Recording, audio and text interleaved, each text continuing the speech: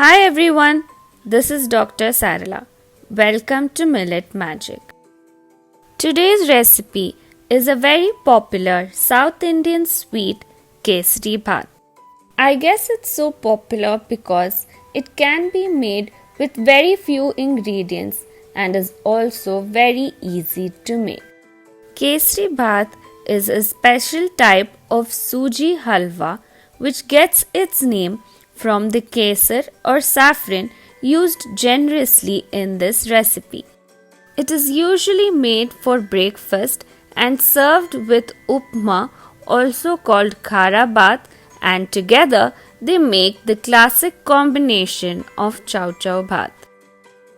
If you haven't already watched our videos on how to make millet vegetable uppittu or millet avrekal uppittu, you can find the link in the description box below. Many people have started using food colors to make it look attractive, but this can be very injurious to health. Of course, we will be making the healthy millet version of Kesari Bhat. Since we are using palm jaggery instead of sugar, the Kesari Bhat is black in color, but it's going to taste much better. So let's begin. You will need 1 cup of fine millet rava. Here I am using barnyard millet rava. You can use the rava of any of the 5 positive millets. You will also need around 1 to 1.5 cups of palm jaggery, the powder of about 5 to 6 elaichi, and some desi ghee. The first step is to roast the millet rava. For Kesari Bhat, the rava needs to be roasted really well. You can add in a spoon of ghee while roasting for extra flavor. You need to do this process on a low to medium flame with continuous stirring so that the rava is evenly roasted. Roast until you get a nice aroma. Once the roasting is done, set aside to cool. After the rava has cooled completely, soak using half a cup of water. Allow the rava to soak for 6 hours or overnight. To use the palm jaggery, we will need to make it into a thick syrup. If you have a huge block of palm jaggery, pound it using a stone to get small pieces. Now into the 1/4 cup of palm jaggery, add in half a cup of water and set aside for half an hour. During this time, the palm jaggery starts dissolving in the water. Then transfer into a thick bottomed steel vessel and heat to bring it to a boil. For the Kesari Bhat, we need a slightly thick palm jaggery syrup, so allow to simmer for 5 to 6 minutes until it thickens. Palm jaggery usually contains some small dust particles. Making it into a syrup allows us to filter them out. The palm jaggery syrup is now ready to be used. Set it aside.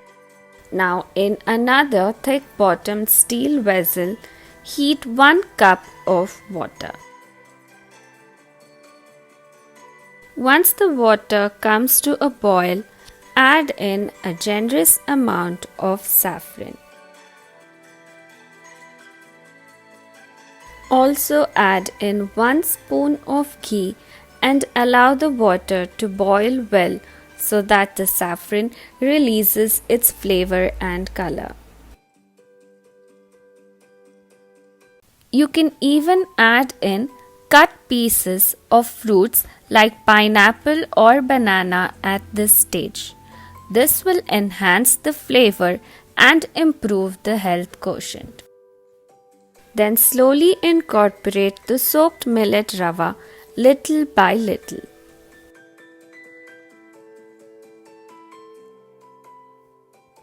Stir continuously to prevent any lumps from forming.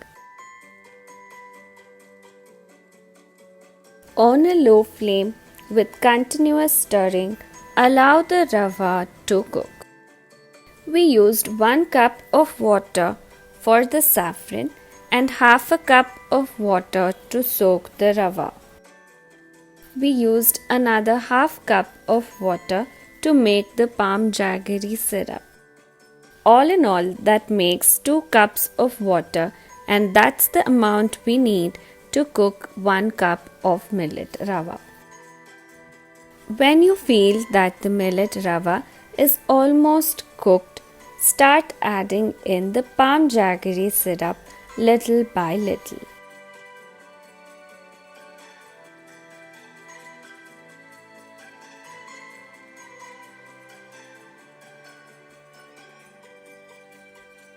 Mix well and allow to cook for another 5 minutes. You can add in more or less of the palm jaggery syrup based on your preference.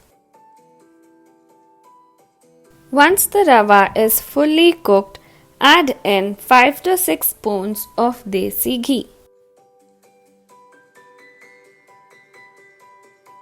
Sprinkle some elaichi powder and the kesari bhat is ready.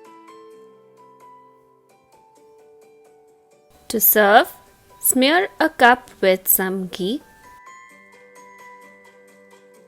Fill it with the kesari bhat.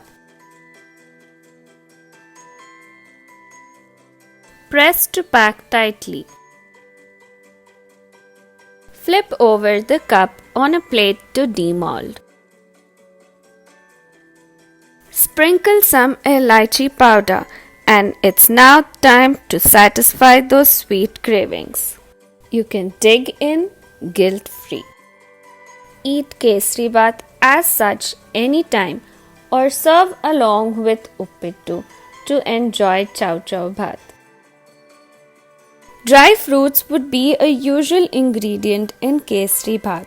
I have, however, completely skipped this since there are too many chemicals used to grow and preserve dry fruits. There is also no way to reduce or remove these chemicals. So unless you're sure that the dry fruits are organically grown, it's best to avoid them. We'll be back next week with another interesting millet recipe. Until then, happy cooking!